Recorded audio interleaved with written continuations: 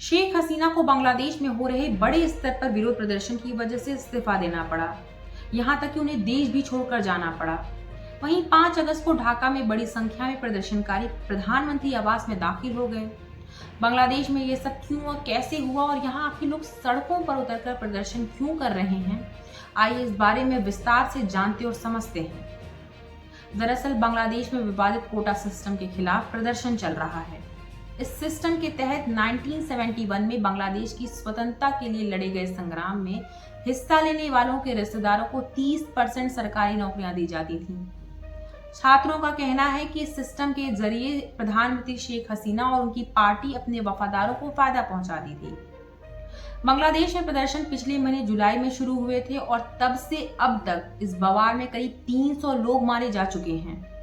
शुरुआत में ये प्रोटेस्ट सिविल सेवा में कोटा के खिलाफ शुरू हुआ था, लेकिन 14 जुलाई को एक संवाददाता सम्मेलन के दौरान जब प्रधानमंत्री शेख हसीना से छात्रों के विरोध के बारे में पूछा गया तो उन्होंने जवाब देते हुए कहा कि यदि स्वतंत्रता सेनानियों के पोते पोतियों को कोटा लाभ नहीं मिलेगा तो क्या राजकारों के पोते पोतियों को मिलेगा।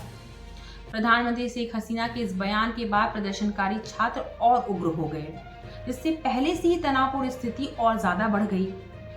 इसने सरकार विरोधी रूप ले लिया और प्रदर्शनकारी पीएम शेख हसीना के इस्तीफे की मांग करने लग गए। बांग्लादेश में प्रदर्शन के बीच 15 जुलाई को झड़पें शुरू हो गई, जिसके बाद सभी विश्वविद्यालय और कॉलेज और सेकेंडरी स्कूल अनिश्चित काल तक के लिए बंद कर दिए गए। 16 जुलाई को यह और भी ज्यादा भयंकर रूप ले लिया और झड़पें और तेज हो गई। इसके बाद शेख हसीना ने बांग्लादेश को संबोधित किया और हत्याओं की न्यायिक जांच की घोषणा की।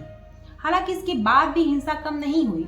बांग्लादेशी सरकार ने 20 जुलाई को राष्ट्रव्यापी कर्फ्यू लगा दिया और पूरे देश में इंटरनेट सेवाएं भी बंद कर दी, यहां तक कि सेना को तैनात कर दिया।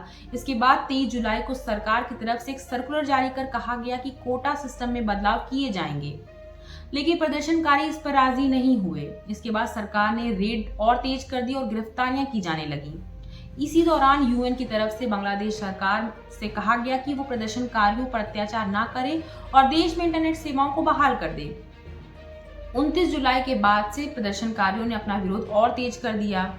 अब 5 अगस्त को बांग्लादेश की प्रधानमंत्री शेख हसीना को उनके खिलाफ हुए उग्र विरोध के बाद देश छोड़ने पर मजबूर होना पड़ा।